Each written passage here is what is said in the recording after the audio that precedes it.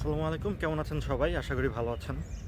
এখন বাজে দুপুর ৫টা বাজে আমি আমার ডিনার শেষ করে আসলাম। আর এখন হচ্ছে ২৭ ডিগ্রি সেলসিয়াস চলছে, অনেক গরম। তো আমরা সবসময় স্নোতে হাবুডুবু খাই, এরকমটা ভাবার দরকার নেই। আমাদের এখানেও গরম পড়ে, গরম পড়লে একদম ৪০-৪৫ ডিগ্রিতে উঠে যায়। সৌদি আরব ফেল। তো আজকে আমি সবচেয়ে বেশি রিকোয়েস্ট করা ভিডিওটা নিয়ে আপনাদের সামনে হাজির হলাম, যে আমার আইএলস জার্নিটা কেমন ছিল। ১.৫ মাসে নাকি আমি 7 পেয়েছি, আসলেই কি না? তো আজকে আমি এক এক করে সবগুলো পয়েন্ট আপনাদের সাথে শেয়ার করবো, আমি কী করেছিলাম, কেমন ছিল পথ চলাটা। আমি একটা জায়গা খুঁজতেছি কোথায় বসে ভিডিওটা করলে ভালো হবে। তো আমি একটা জায়গা পেলে ওখানে বসে পড়বো এবং একটু নিরিবিলি কথা বলার চেষ্টা করব। আমাদের ভার্সিটিতে এখন স্পেশাল অলিম্পিক চলছে, মানে মিজোরি রাজ্যের মানে শারীরিক মানসিক যে প্রতিবন্ধী মানুষগুলো আছে তাদেরকে নিয়ে একটা অলিম্পিক অনুষ্ঠিত করা হয়। তো ওটাই চলছে বর্তমানে, সারা ক্যাম্পাস জুড়ে মানুষ। আমি একটু ছোট করে আইএলসের পেছনে গল্পটা বলি। আমার এইচএসসি ব্যাচ হচ্ছে 23। তো আমার পরীক্ষা শেষ হয়েছিল অক্টোবরের ৩ বা ৪ তারিখে 23 সালের। আমার রেজাল্ট দেয় নভেম্বরের 26 তারিখ। তো আমি চেয়েছিলাম 24 সালের আগস্ট অর্থাৎ ফল সেমিস্টারটা ধরার জন্য, এই জন্য আমি খুব দ্রুত সব কিছু করি। কিন্তু ওই যে আমার ইন্টারভিউ ক্যান্সেল হয়ে গিয়েছিল, আগে ভাগে করেও লাভ হয়নি। তো আমি ১.৫ মাসে কোনো রকম আমি চেয়েছিলাম যে ডিসেম্বরের মধ্যে আইএলসটা শেষ করে ফেলার জন্য। তো আমি কিভাবে কি করেছিলাম এগুলো আমি একটা লিস্ট করে নিচ্ছি, খাতায় দেখুন। তো আমি এক এক করে এখন বলতে যাচ্ছি। রোদটা এখন একটু কমেছে, তো আমি আমার ব্যাগ যাবতীয় জিনিসপত্রগুলো বাসায় রেখে এসেছি। হাঁটতে হাঁটতে একটা জায়গা পেলাম, এখানে একটু নিরিবিলি, আশেপাশে মানুষ নেই। তো ভাবলাম এখানে আপনাদের সাথে কথাগুলো শেয়ার করি। দেখতে পাচ্ছেন সূর্য প্রায় ডুবা ডুবা অবস্থা। তো এখানে আমার সেই লিস্টটা আমি এক এক করে আপনাদেরকে বলি যে কিভাবে কি হয়েছিল। আমি ৯ ডিসেম্বর এক্সাম দিই এবং রেজাল্টটা সম্ভবত ২২ ডিসেম্বর পেয়েছিলাম। একটু আগে ভাগে তাড়াহুড়ায় ছিলাম, তো খুব তাড়াতাড়ি দিয়ে দিয়েছি এক্সামটা। আমি এইচএসসি দেওয়ার পর প্রথমত ১০-১৫ দিন আগে একটু রিল্যাক্স করি, একটু মাথাটা ঠান্ডা করি, কারণ অনেক চাপের মধ্যে দিয়ে গিয়েছিলাম, অনেক পড়াশোনা করতে হয়েছিল এইচএসসিতে। কারণ আমার অনেক বিশাল চ্যাপ্টার বাকি ছিল, আমি 4 মাস আর্টসে পড়ে আবার সায়েন্সে ব্যাক করেছিলাম। তো অনেক কিছু মানে অনেক চাপের মধ্যে দিয়ে পড়াশোনা করে এইচএসসি দিই। পরে আমি ১০-১৫ দিন একটা ব্রেক নেই, ঘোরাঘুরি করি, মাথাটাকে একটু রিল্যাক্স করি। পরে আমি যেই কাজটা করি, আস্তে আস্তে আমি আইএলস সম্পর্কে একটু জানা শুরু করি, যে আইএলসটা কীভাবে কী পার্ট আছে এবং ওই পার্টগুলোর মধ্যে কী থাকে, আমি এগুলো নিয়ে একটু ঘাটাঘাটি শুরু করি। আমি কয়েকদিন সময় নিয়ে এগুলো আগে আর কি একটু দেখি যে কোন পার্টে কী আছে। আমি ঘাটাঘাটি করে দেখলাম লিসেনিং এবং স্পিকিং এই দুইটা পার্ট একটু ইজি। তো আমি ইজি পার্টটা পরে করার চিন্তা করি এবং বাকি যেই পার্টগুলো যেগুলোতে একটু মানে চিন্তাভাবনার ব্যাপার স্যাপার আছে, রিডিং এবং রাইটিং, এই দুইটা পার্ট আমি আগে ভাগে করে ফেলার চেষ্টা করি, যে এই দুইটা পার্ট আমি আগে করি। এরপরে আমি রিসার্চ করা শুরু করি কী বই প্রয়োজন আইএলসের জন্য। তখন তো আমাকে গাইডলাইন করার মতো কেউ ছিল না, আমি ইন্টারনেটে রিসার্চ করে যতটুকু পারি বের করার চেষ্টা করি যে কী বই লাগে। আমি অনেক বই অর্ডার দিই, আসলে এত বই লাগে না, আমি জানতাম না। অনেক কম বই দিয়ে আইএলসের প্রিপারেশন হয়ে যায়। আমি অনেক বই কিনি। তো এখানে দেখতে পাচ্ছেন যে আমার বইয়ের ছবিগুলো, এত পরিমাণে বই আমার ছিল কিন্তু সব লাগেনি, আমি বেছে বেছে পড়েছি, ওগুলো দিয়ে আমার হয়ে গিয়েছিল। এরপরে আমি ইউটিউব চ্যানেল খোঁজা শুরু করি যে কোন ইউটিউব চ্যানেলগুলো আমি ফলো করব। এই ক্ষেত্রে আমি একটা খুব ভালো একটা ডিসিশন নিয়েছিলাম, সেটা হচ্ছে যে আমি বিদেশি বিদেশি ইউটিউব চ্যানেলগুলো বেশি ফলো করি। ফরেনার যারা, তাদের ভিডিওগুলো বেশি ফলো করি। কারণ দেখেন, আপনি যদি মেসির কাছ থেকে ক্রিকেটের ধারণা নিতে চান তাহলে কিন্তু মেসি বেশি একটা আপনাকে ধারণা দিতে পারবে না ক্রিকেটের। যাদের নেটিভ ভাষা ইংলিশ, তাদের চাইতে ভালো কেউ ইংলিশ আপনাকে পড়াতে পারবে না। তো আমি বিদেশি ইউটিউবারদের ভিডিওগুলো বেশি ফলো করা শুরু করি। তো আমি ডেসক্রিপশনে লিস্ট দিয়ে দিব এবং আমি বলেও দিচ্ছি কোন চ্যানেলগুলো আমি বেশি ফলো করি। প্রথমে IELTS advantage, fast track IELTS, এই IELTS, Keith speaking, Asad Yaqub, এই চ্যানেলগুলো আমি মোটামুটি ফলো করেছিলাম। এগুলো দিয়ে আমার হয়ে গেছিলো, তারা খুব ভালো পড়ায়, অসাধারণ পড়ায়। তো যাদের নেটিভ ল্যাঙ্গুয়েজ ইংলিশ, তাদের কাছ থেকে আপনি ইংলিশটা ভালো শিখতে পারবেন। এবং বাংলাদেশি আছে অনেকেই যাদের বেসিক একদমই ভালো না, তারা আস্তে আস্তে বাংলাদেশি ইউটিউবার দিয়ে শুরু করলে ভালো হয়। তবে বাংলাদেশি টিচারগুলো তারা কাজের চেয়ে আজাইরা কথা বেশি বলে, আজাইরা কথা বলে ভিডিওর লেংথ অনেক বাড়ায় ফেলে। মানে বিশাল বড় ভিডিও করে ফেলে। অন্যদিকে যারা বিদেশি ইউটিউবার তারা খুব কম কথা বলে এবং খুব কম কথা আপনাকে অনেক ইম্পর্টেন্ট টিপস দিবে, সেগুলো আমি ফলো করে করে আমি মানে এগিয়ে। এবং বিদেশি ইউটিউবারদেরকে ফলো করার একটা বড় সুবিধা হচ্ছে যে আপনি যত বেশি বিদেশি ইউটিউবারদের ভিডিও দেখবেন তত আপনার লিসেনিং স্পিকিং দুইটাই ভালো হবে। আপনি যত বেশি ইংলিশ শুনবেন আস্তে আস্তে আপনার লিসেনিংটা ভালো হবে এবং আপনি দেখবেন আস্তে আস্তে সেই মানে তাদের ইংলিশটা ফলো করা শুরু করেছেন, তাদের মতো করে কথা বলা শুরু করেছেন। একটা বাচ্চা ভাষা কিভাবে শিখে, একটা ছোট বাচ্চা সে প্রথমে বড়দেরকে ফলো করে তারপর তাদেরকে কপি করার চেষ্টা করে। তো ঠিক সেই জিনিসটা আপনারা এখানে অ্যাপ্লাই করার চেষ্টা করবেন। আমি এটাই করেছিলাম। বেশি বেশি ফরেনারদের ভিডিও দেখতাম, তারা কিভাবে পড়ায়। এখানে আমার 3টা উপকার হয়েছিল। আমি তো আইএলস শিখতে পারছিলামই, আমার লিসেনিং স্পিকিং দুইটাই ভালো হচ্ছিল। যত বেশি আমি ভিডিও দেখতাম তত আমার লিসেনিংটা ভালো হচ্ছিল এবং তাদের মতো করে আমি কপি করার চেষ্টা করতাম। একটা সেন্টেন্স যদি আমি না জানতাম সরাসরি তাদের ভিডিও থেকে আমি সেই সেন্টেন্সটা শুনতে পারতাম যে তারা এই সেন্টেন্সটা এভাবে বলছে এবং সেটা আমি হুবহু কপি করতাম। এভাবে আস্তে আস্তে আমি 3টা জিনিস একটা জিনিসের মাধ্যমে করে ফেলি। প্রথমত আমি তো আইএলস শিখছিলামই, পরে আমার লিসেনিং ভালো ছিল, স্পিকিং ভালো ছিল। এই জিনিসটা আমি খুব ভালো একটা কাজ করেছিলাম। তো আমি প্রথমে শুরু করি রিডিং দিয়ে। রিডিংয়ে আমি আস্তে আস্তে আগাই।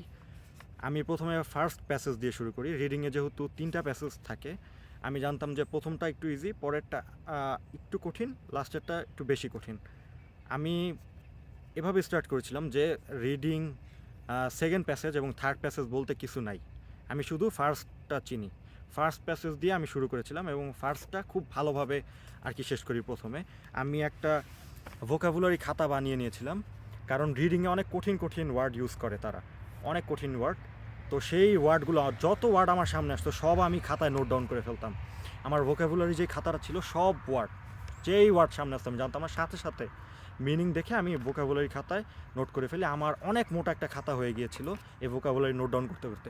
কিন্তু ওই ওয়ার্ডগুলো আমি শুধু রিডিংয়ে ব্যবহার করেছি, কারণ এই ওয়ার্ডগুলো ঘুরে ফিরে বারবার রিপিট হয় প্রতিটা প্যাসেজে, প্রতিটা ক্যামব্রিজ বইয়ে এই ওয়ার্ডগুলো বারবার রিপিট হয়।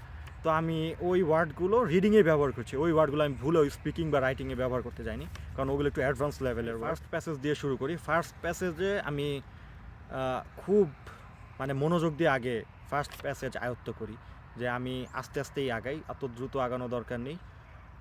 ফার্স্ট প্যাসেজ আমি প্রথমে 1 ঘন্টা 2 ঘন্টা যা লাগতো আমি খুব মনোযোগ সহকারে করতাম। প্রতিটা লাইন, যে লাইনটা বুঝতাম না সাথে সাথে আমি চ্যাট জিপিটিকে দিয়ে যে এই লাইনটার সহজ এক্সপ্লেনেশন কী, ChatGPT what is the easiest explanation of this line. আমি লাইনটা টাইপ করতাম, পরে বলতাম যে ইজি এক্সপ্লেনেশন, পরে চ্যাট জিপিটি আমাকে ওই কঠিন লাইনটার এক্সপ্লেনেশন দিয়ে দিত এবং আমি আস্তে আস্তে এভাবে বুঝতাম যে এই লাইনটার মানে এটা। পরে আমি এই পরিমাণ টাইম দেওয়ার চেষ্টা করি। একটু হেঁটে হেঁটে কথা বলে অনেকক্ষণ বসেছিলাম। তো আমি ফার্স্ট প্যাসেজটা দিয়ে শুরু করি। আমার টার্গেট ছিল আমার যত সময় লাগে আমি ফার্স্ট প্যাসেজটা আগে বোঝার ট্রাই করব। প্রথমেই তো আমাকে কেউ বলেনি 13টার মধ্যে 13টাই হতে হবে। ফার্স্ট প্যাসেজে যেহেতু 13টা থাকে, আমি চেষ্টা করছি যে আমার 13টাই কারেক্ট করতে হবে। ফার্স্ট প্যাসেজ যেহেতু ইজি, আমাকে 13টাই কারেক্ট করতে হবে যত সময় লাগুক। তো প্রথম আমি ফার্স্ট প্যাসেজে এমনকি 1 ঘন্টা 1.5 ঘন্টা 2 ঘন্টা পর্যন্ত টাইম দিই। যেহেতু রিডিংয়ে অনেক ধরনের কোশ্চেন থাকে, যেই সেকশনে মানে যেই পার্টে আমার একটু সমস্যা হতো, যেমন আমার লিস্ট অফ হেডিংসে একটু সমস্যা ছিল, লিস্ট অফ হেডিংস, পরে প্যারাগ্রাফ ম্যাচিং, এই টাইপে আমার একটু সমস্যা ছিল। তো আমি ওগুলো বেশি বেশি বিদেশি ইউটিউবারদের ভিডিও দেখতাম, যে লিস্ট অফ হেডিংস ইউটিউবে লিখে সার্চ দিলে অনেক ভিডিও চলে আসে। তো আপনার কত ভিডিও লাগবে, আপনি যেগুলো আপনার ভালো মনে হয়, যেটা ভালো বোঝেন, একটা বিদেশি ইউটিউবারের ভিডিও আপনি দেখে ফেলেন, সেটা ফলো করার চেষ্টা করেন। তো এভাবে কখনোই অধৈর্য হওয়া যাবে না, আপনার যত সময় লাগে দিতে হবে। আমার হিসাব নেই আমি কত ঘন্টা পড়েছি দিনে, 6, 7, 8, যখন আমার মন চেয়েছে আমি পড়েছি। তো আমি বেশি সময় দিয়েছি, এটা একটা ভালো জিনিস ছিল যে আমি একটা পার্ট ভালোভাবে কমপ্লিট হওয়ার পর আরেকটা ট্রান্সফার, সেটাকে ইনকমপ্লিট রেখে আমি অন্যটা যাইনি। এই জিনিসটা আমি বেশি ফলো করার চেষ্টা করছি রিডিংয়ে। তো রিডিং সেকশন থেকে মেইন টেকওয়ে কি, আমি কোন জিনিসটা বেশি ফলো করেছিলাম, যে বেশি সময় দিতে হবে রিডিংয়ে, কারণ রিডিংটা সবার কাছে মোটামুটি একটু ট্রিকি লাগে। তো রিডিংয়ে এই জন্য আমি অনেক সময় দিই, অনেক, যত সময় লাগে আমার একটা লাইন বুঝতে বা একটা ওয়ার্ড বুঝতে, কিভাবে এই লাইনটার সাথে ওইটা আমি ঘন্টার পর ঘন্টা সময় দিয়ে যখন দেখলাম যে রিডিং ফার্স্ট পার্টে আমার 14টা নাকি 13টা কয়টা থাকে জানি না, পুরো সবগুলোই হচ্ছে, তখন আমি নেক্সট প্যাসেজে মুভ করি। তো নেক্সট প্যাসেজ এবং থার্ড প্যাসেজ সবগুলো আমি সেম টেকনিকই ফলো করি, যে আমাকে সময় দিতে হবে।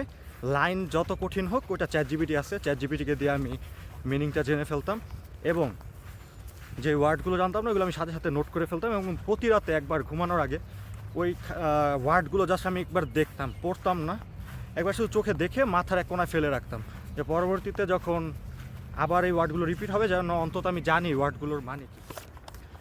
যখন আমি এভাবে অনেক সময় দিয়ে দিয়ে রিডিং প্যাসেজ 1, 2, 3 আমি মোটামুটি আয়ত্ত করে ফেললাম, এবার আমি ঘড়ি ধরে ধরে কম সময়ে সলভ করার চেষ্টা করতাম। যেহেতু 3টা প্যাসেজ আপনাকে 1 ঘন্টার সময় দেয়, আমি চেষ্টা করতাম, যেহেতু ফার্স্ট প্যাসেজটা ইজি, আমি এটা 10 মিনিটে শেষ করা ফেলার চেষ্টা করতাম, কারণ পরের 2টা প্যাসেজ মোটামুটি একটু ট্রিকি। তো আমি ফার্স্ট যেটা ইজি ওইটা যত কম সময় শেষ করতে পারি তত আমার প্লাস পয়েন্ট।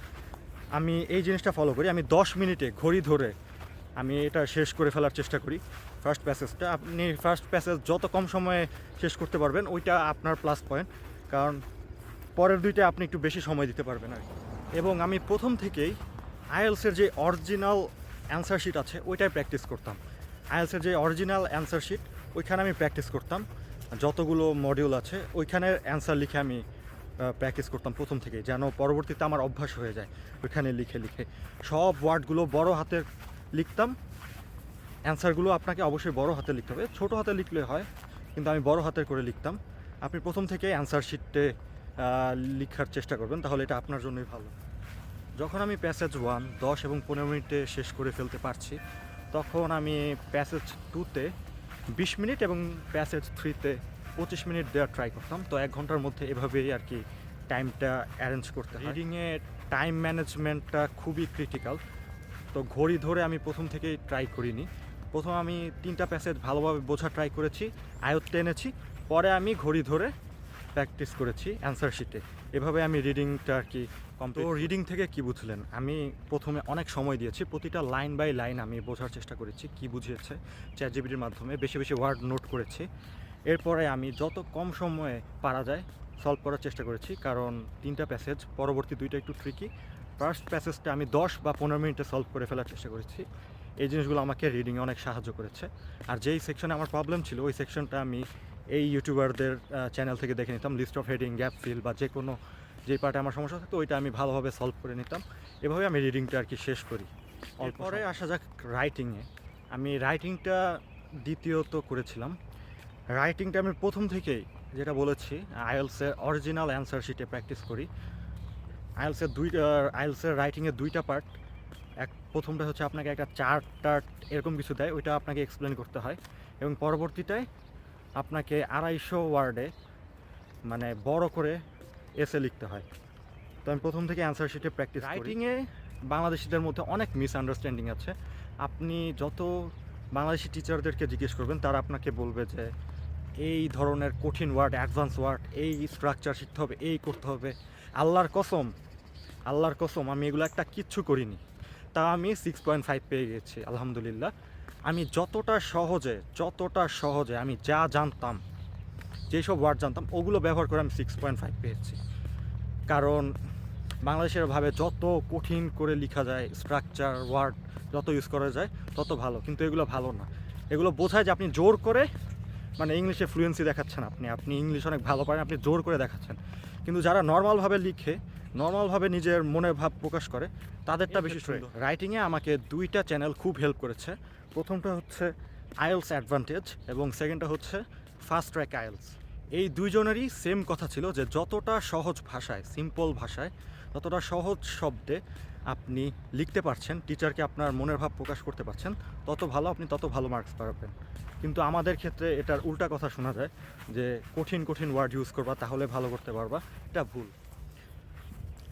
রাইটিংয়ে একটা জিনিস আমাকে অনেক বেশি হেল্প করেছিল, সেটা হচ্ছে যে আমি প্রচুর পরিমাণে স্যাম্পল অ্যান্সার পড়েছিলাম নেটিভ রাইটারদের বই থেকে। তো এই বইটা আমি বেশি ফলো করেছিলাম। আমার অনেক কিছুই মনে নেই, আমি আর কি অনেক কিছুই ভুলে গেছি, তো আপনারা কিছু মনে করবেন না।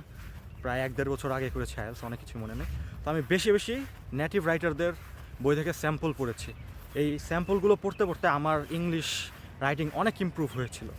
তো এই বইগুলো যারা নেটিভ টিচার, তাদের বইগুলো আপনি পড়লে দেখবেন কতটা সহজ সাবলীল ভাষায় তারা এই রাইটিংগুলো লিখে, কতটা সহজ ভাষায় লিখে যে এই ভাষাগুলো সবাই বুঝতে পারবে।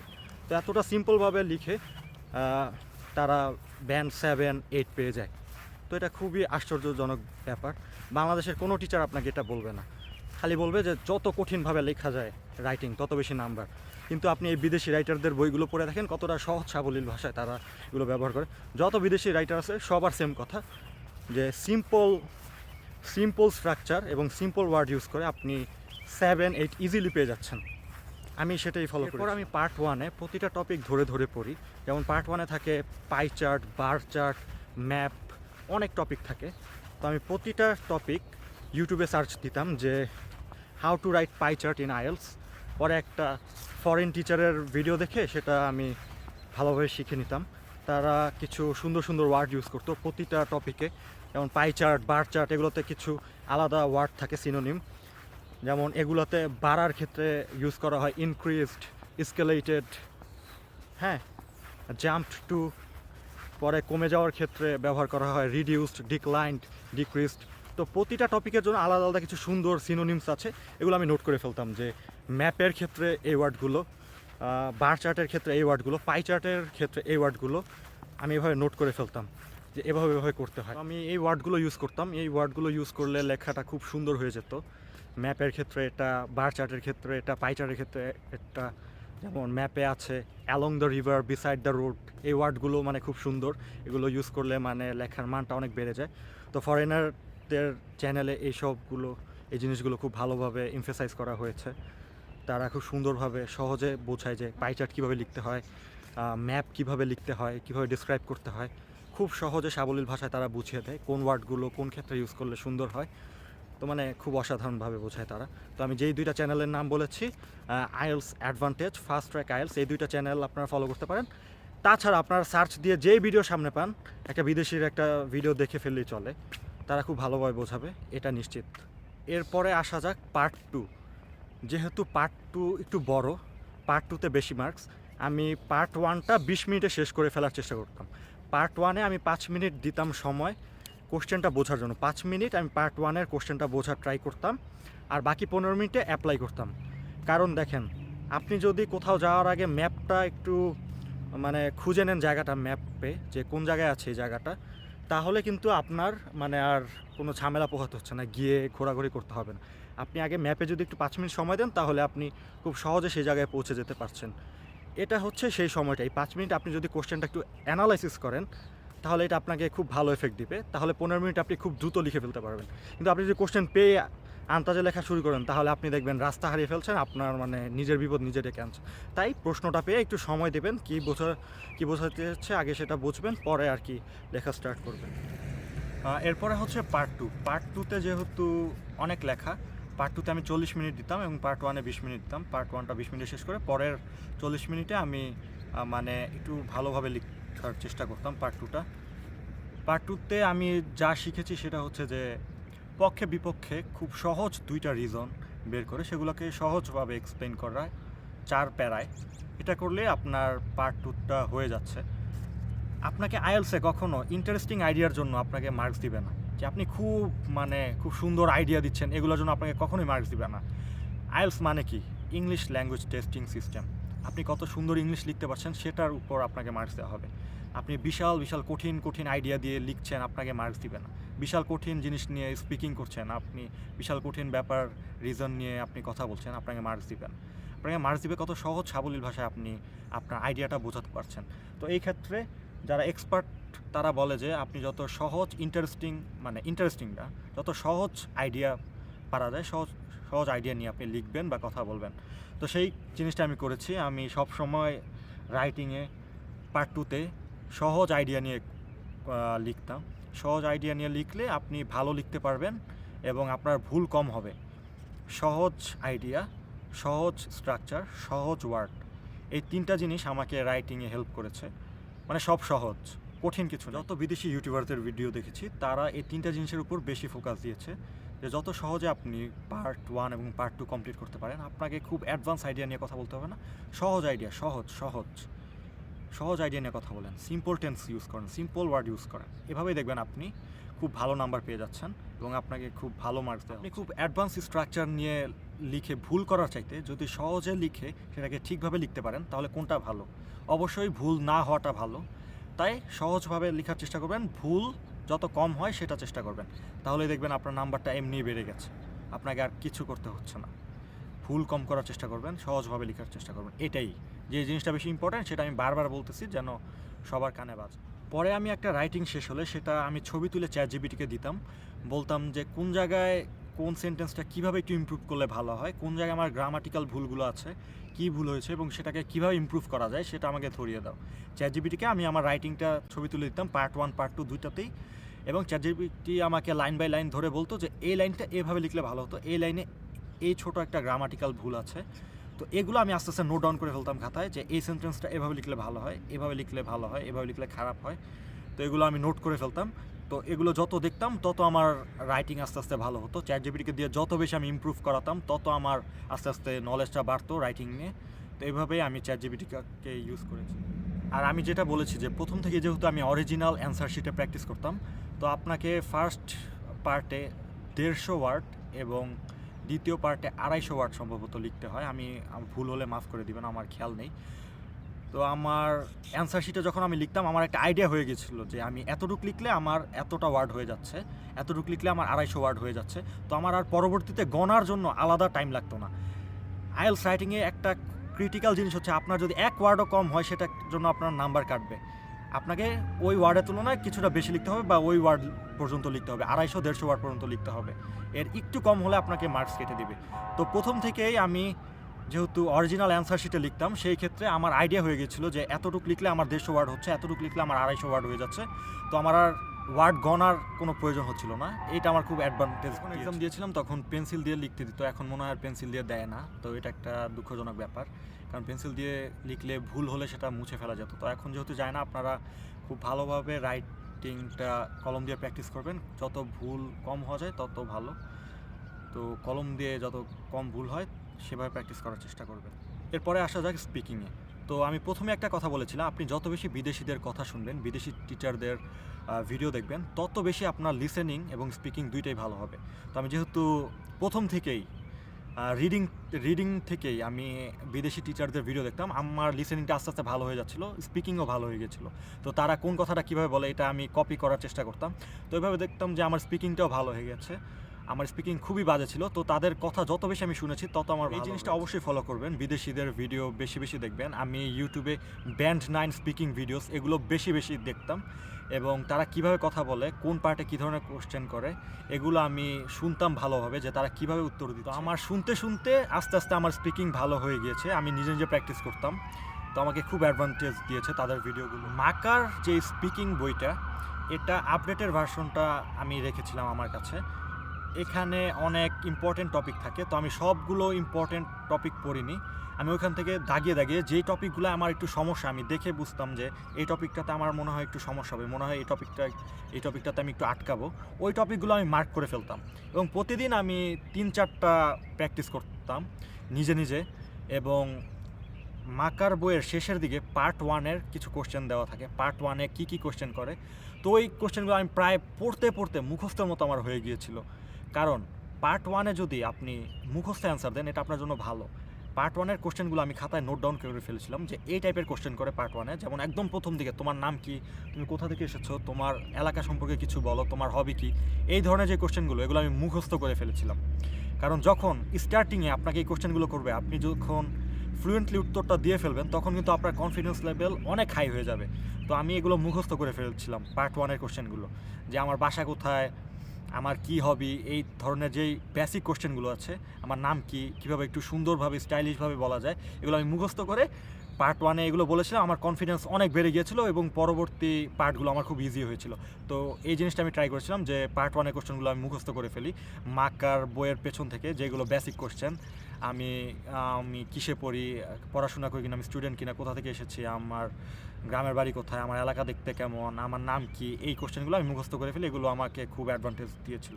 আরেকটা জিনিস ওই প্রথমটার মতোই, যে সহজ আইডিয়া নিয়ে কথা বলা। স্পিকিংয়ে আপনি যদি কঠিন আইডিয়া নিয়ে কথা বলতে চান আপনি আটকে যাবেন, তোতলাবেন, তো আপনার নাম্বার কমে যাবে। আইএলস স্পিকিংয়ে টিচার এসে দেখবে না যে আপনি সত্যি কথা বলছেন না মিথ্যা কথা বলছেন। তো আইএলস স্পিকিংয়ে সবাই মিথ্যা কথা বলে, মানে একটা জিনিস যে তোমার জীবনের প্রথম এই এক্সপিরিয়েন্সটা কেমন ছিল, তোমার একটা ট্রিপের কথা বলো পার্ট 2-তে।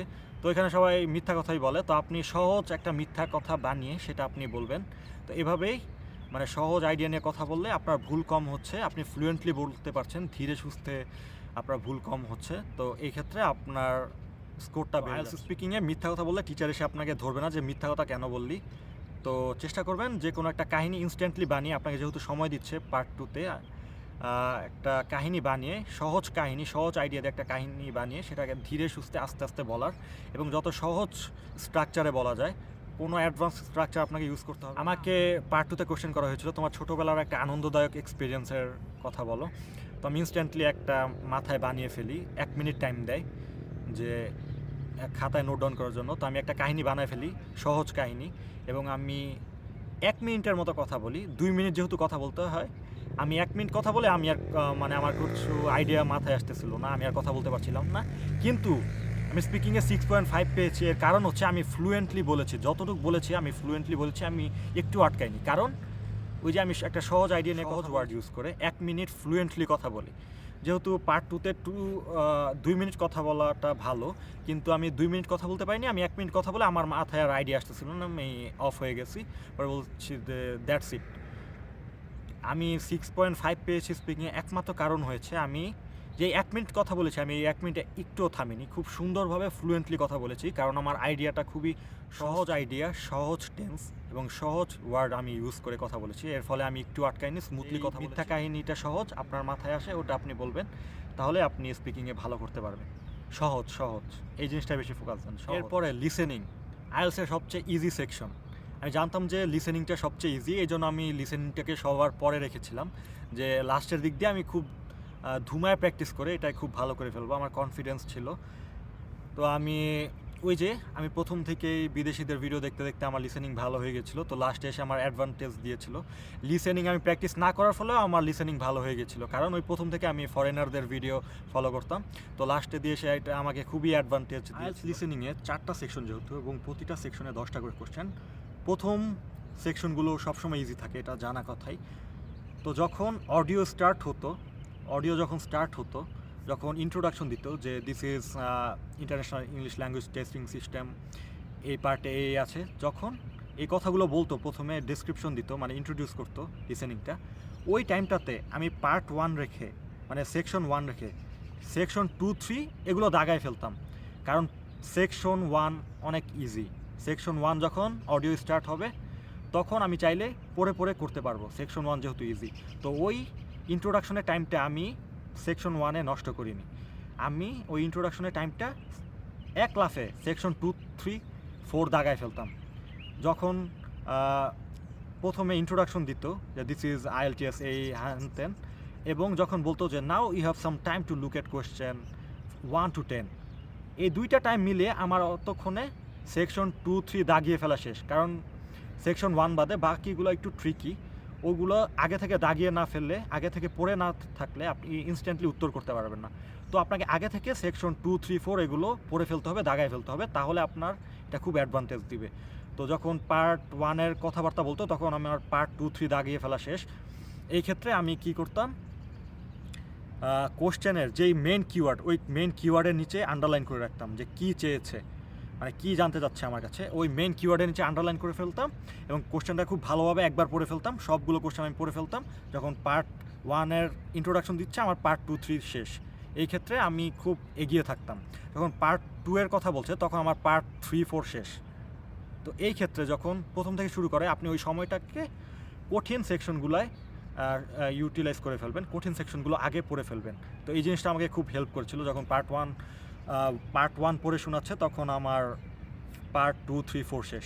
এরপর যখন পার্ট 1-এর কোশ্চেন পড়তেছে, তখন আমি পার্ট 1-এ এসে তখন আমি পার্ট 1 শুনে অ্যান্সার করতেছি। কারণ পার্ট 1 আগে থেকে আপনার পড়া লাগতেছে না, ওই সময়টা আপনি কঠিনগুলো ইউজ করে ফেলেন। এই জিনিসটা আমি মানে ফলো করেছি লিসেনিংয়ে, এটা খুবই হেল্পফুল একটা টিপ। লিসেনিংয়ে আমার যেটা ভুল হতো, আমি সাথে সাথে ক্যামব্রিজ বইয়ের পেছনে স্ক্রিপ্ট দেওয়া থাকে, স্ক্রিপ্ট দেখে আমি পড়ে ফেলতাম যে কি বলেছে এবং আমি কি শুনেছি। হ্যাঁ, আমি সাথে সাথে স্ক্রিপ্ট পড়ে ফেলতাম এবং যখন লিসেনিং অডিওগুলো শুনতাম ওগুলো আমি মানে সলভ করার পর আমি সাবটাইটেল দিয়ে দেখতাম যে কী বলা হয়েছিল আর আমি কি শুনেছি। বারবার একই লাইন, আমি যেই লাইনে আমার ভুল হচ্ছে ওই লাইনে আমি বারবার রিপিট করে শুনতাম যে কেন আমার ভুলটা হলো, কী ওয়ার্ড বলেছে, আমি কি শুনেছি। এই জিনিসগুলো ধরে ধরে আমি টাইম দিয়ে দিয়ে সলভ করেছি। এবং লিসেনিংয়ে কোন পার্টে কোন কোশ্চেনগুলো আসে এগুলো জেনে রাখা ভালো। এবং যদি আপনার এক একটা টপিকে প্রবলেম থাকে তো আপনি ওই টপিকগুলো বিদেশি ইউটিউবারদের চ্যানেল সার্চ দিয়ে ওদের চ্যানেল থেকে ভালোভাবে শিখে নেবেন। যেমন আমার ম্যাপে একটু প্রবলেম ছিল, লিসেনিং ম্যাপ। তো আমি ম্যাপ এমন করেছি, আমার ম্যাপ মানে একদম মুখস্থ মতো হয়ে গিয়েছিল। আমার লিসেনিংয়ে ম্যাপ এসেছিল, তো আমি ম্যাপ ভালোভাবে যেহেতু করেছিলাম আমার ম্যাপ সবগুলো হয়েছিল। আমি তখনই জানতাম যে আমার ম্যাপ সবগুলো হয়েছিল। তো আপনার যেই টপিকটায় সমস্যা থাকে শুধু ওই টপিকটা, যেমন আপনার ম্যাচিংয়ে লিসেনিংয়ে ম্যাচিংয়ে প্রবলেম থাকতে পারে বা ম্যাপে প্রবলেম থাকতে পারে, তো আমি ইউটিউবে সার্চ দিতাম how to solve map, how to solve matching in listening. তো এই ভিডিওগুলো আপনি বেশি বেশি ফলো করবেন। তো এই ক্ষেত্রে আমি আসাদ ইয়াকুব পাকিস্তানি একজন টিচার, ওনার চ্যানেলটা আমি বেশি ফলো করেছিলাম লিসেনিংয়ের ক্ষেত্রে। ম্যাপ ট্যাপ আপনার যেই স্পেসিফিক টপিকে প্রবলেম থাকবে সেই টপিকটা আপনি খুব ভালোভাবে প্র্যাকটিস করেন, এমনভাবে প্র্যাকটিস করেন যেন এটা আপনার মুখস্থর মতো হয়ে যায়। আমার মতো ম্যাপ প্র্যাকটিস করতে করতে লিসেনিংয়ে ম্যাপ এসেছে, আমার পুরো মুখস্থ হয়ে গেছে, আমি সবগুলো আমার হয়েছে। তো এটা আমাকে খুব একটা অ্যাডভান্টেজ দিয়েছিল। তো লিসেনিং থেকে টেক অ্যাওয়ে হচ্ছে যে ওই যে বিদেশি ইউটিউবারদের কথাবার্তা বেশি শোনা, বেশি বেশি লিসেনিং শোনা, ইংলিশ টকিং শোনা ইউটিউবে। পরে হচ্ছে যে যেটা ভুল হয়েছে সাথে সাথে ক্যামব্রিজ বইয়ের পেছন থেকে স্ক্রিপ্ট সহ আপনি কি শুনেছেন আর ওখানে কি লেখা ছিল এই দুইটাকে আপনি একসাথে কন্ট্রাস্ট করবেন, যে লিসেনিংয়ে কি বলা হয়েছে আর আমি কি শুনেছি। আপনি ইনস্ট্যান্টলি ওই লাইনটা বারবার শুনেন, যে লাইনটা আপনার ভুল হয়েছে ওই লাইনটা আপনি বারবার শুনেন যে কেন আমার ভুলটা হলো, আইডেন্টিফাই করার চেষ্টা করেন। আর লাস্টে যেই টপিকে আপনার প্রবলেম ওই টপিকটা বারবার প্র্যাকটিস করেন আসাদ ইয়াকুব এই চ্যানেলটা থেকে। যেমন লিসেনিং ম্যাপ লিখে সার্চ দেন লিসেনিং আসাদ ইয়াকুব, তো এসে পড়বে। যতগুলো ভিডিও হচ্ছে প্র্যাকটিস করে ফেলেন, বেশি সময়ের ভিডিও না, এই 5-10 মিনিটের ভিডিও, এগুলো দেখে ফেলে আপনারই ভালো। তো সময় দিতে হবে। সবশেষে বলবো যে যত বেশি সময় দিবেন আপনার তত ভালো হবে। আমি সময় দিয়েছিলাম 1.5 মাস যেহেতু পেয়েছিলাম, কিন্তু আমি সারাদিন ক্যামব্রিজ বই নিয়ে পড়ে থাকতাম, সময় দিয়েছিলাম বেশি, তাই হয়তো আমার পরিশ্রম বৃথা যায়নি, একটা ভালো রেজাল্ট করতে পেরেছিলাম। তো ভিডিও শেষ করার আগে মেইন কয়েকটা পয়েন্ট বলি যেগুলো আমি বেশি ফলো করেছিলাম, বারবার বলছি কারণ এগুলো খুব ইম্পর্টেন্ট জিনিস। আমি বিদেশি ইউটিউবারদের ভিডিও বেশি ফলো করেছি। সহজ সাবলীল ভাষায় আইএলসে আমি স্পিকিং রাইটিং করেছি, সহজ সাবলীল ভাষায়, কোনো কঠিন আইডিয়া, কোনো কঠিন টেন্স ওয়ার্ড ইউজ করিনি। এবং আমি প্রতিটা টপিকে অনেক বেশি সময় দিয়েছি, সারাক্ষণ বই নিয়ে থাকতাম। প্রতিটা টপিকে বেশি বেশি সময় দেওয়ার কারণে ওই টপিকে আমি খুব এক্সপার্ট হয়ে গিয়েছিলাম। সময় দিতে হবে, যেই টপিকে যত সময় লাগে আস্তে আস্তে আগানোই ভালো। তো তাড়াহুড়া করা ভালো না, আস্তে আস্তে এগোলেই এটা ভালো। তো এই ছিল ছোট করে আমার আইএলস জার্নিটা, আমি কীভাবে পড়েছিলাম বলার চেষ্টা করেছি। অনেক কিছু হয়তো মিস করে ফেলেছি, কিন্তু নেক্সট উইকে ইনশাল্লাহ আরেকটা ভিডিও বানাবো, সেটা সব শ্রেণীর মানুষের জন্য, কিভাবে 3 মাসে 6 বা 6.5 পাওয়া যায়। এই ভিডিওটা আমি খুব ভালোভাবে বানানোর চেষ্টা করব, খুব ব্যাখ্যা করে বানানোর চেষ্টা করব যেন সবাই বুঝতে পারে, সবার উপকারে আসে। এই ভিডিওতে আমি যা যা বলেছি সবাই ফলো না করলেও চলবে, কিন্তু একটু আইডিয়া নিয়ে রাখলে ভালো, যে এভাবে করলে ভালো হবে। কারণ আমার বেসিকটা একটু ভালো ছিল। আসলে আইএলসের টেকনিকটা অনেক বড় ব্যাপার। আমার বন্ধু সে 1.5 বছর পর পরীক্ষা দিল, সে 5.5 পেয়েছে। হ্যাঁ, তো আমি ওকে বলেছি যে তুই সুইসাইড কর, তোর বেঁচে থাকার কোনো অধিকার নেই। তুই আমার সাথে পড়ে 1.5 বছর পর পরীক্ষা দিলি, 5.5 কীভাবে পেলি? আসলে টেকনিকটা অনেক কিছু আইএলসে। তো আমি সব কিছু মিলিয়ে কিভাবে ভালো হয় আমি আরেকটা ভিডিও বানাতে যাচ্ছি ইনশাল্লাহ। তো সেই পর্যন্ত সবাই ভালো থাকবেন, সুস্থ থাকবেন, দোয়া করবেন। আসসালামু আলাইকুম।